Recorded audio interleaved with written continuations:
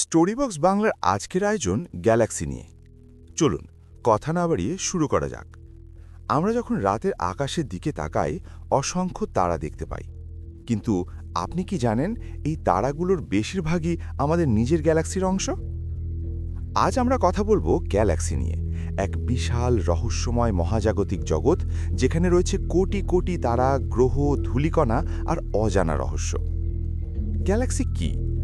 Galaxy হলো মহাবিশ্বের একটি বিশাল কাঠামো যেখানে কোটি কোটি তারা, গ্রহ, গ্যাস ও ধূলিকণা একসাথে মহাকর্ষের কারণে আবদ্ধ থাকে। সহজভাবে বললে গ্যালাক্সি হলো তারাদের একটি বিশাল পরিবার। আমাদের পৃথিবী যে গ্যালাক্সিতে অবস্থান করছে তার নাম মিল্কি ওয়ে গ্যালাক্সি।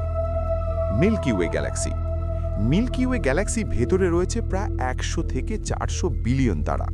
এর মাঝখানে আছে একটি বিশাল সুপারম্যাসিভ ব্ল্যাক হোল যাকে বলা হয় স্যাজিটেরিয়াস এ।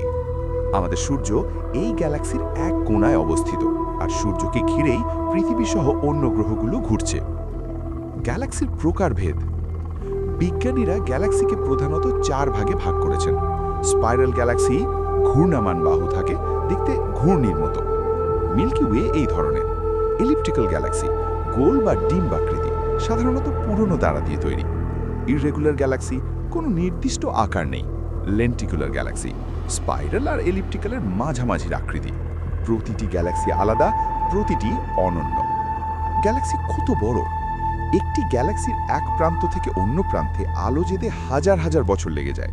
মহাবিশ্বে এখনও পর্যন্ত বিজ্ঞানীরা 2 ট্রিলিয়নেরও বেশি গ্যালাক্সি থাকার ধারণা দিয়েছেন।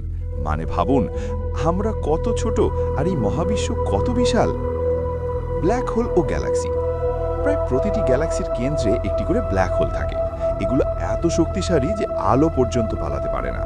তবে ভয় পাওয়ার কিছু নেই, এই ব্ল্যাক হোলগুলো গ্যালাক্সিকে স্থিতিশীল রাখতেও সাহায্য করে। আজও বিজ্ঞানীরা গ্যালাক্সি সম্পর্কে অনেক কিছু জানেন না।